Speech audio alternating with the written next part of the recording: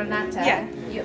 you're from, where did you say you're I'm from Hungary originally. Yeah. Came to New Zealand 15 years ago, and I moved to Whanganui 12 years ago when I started the business as a picture framer. Yeah.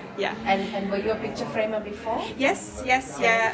Started back in Hungary, so I was really quite happy to be able to continue my trade when I came to start a new life, really. Right. And in Whanganui, we have such a strong and vibrant artist community. So being a picture framer here is quite a delight. It's just a delight. Really, And what's brought you to this sort of fabric?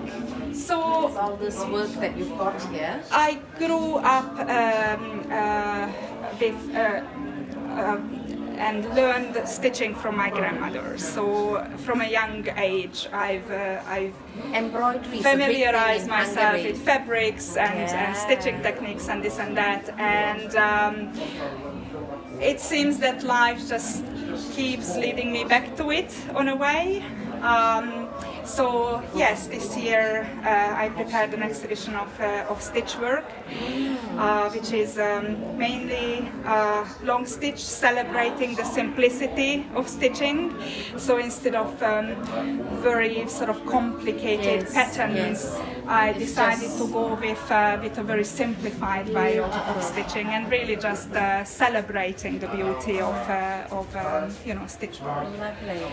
Yeah, and then of course framing the artwork is a huge part for me. Very often with my own work I get to use experimental techniques in the way of framing,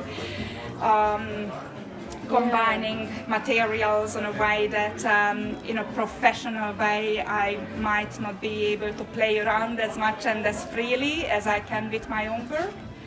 So yeah. It's true. It's beautiful and it's a good sort of demonstration of what you can do. Absolutely, yes, yeah. And also I'm a great believer that once an artwork is framed, the frame itself does become part of the visual artwork. experience. That's true. Yeah. Take away a little memory of what they've seen. So what's the Hungarian? Is the crochet lace and that, is that part of the Hungarian?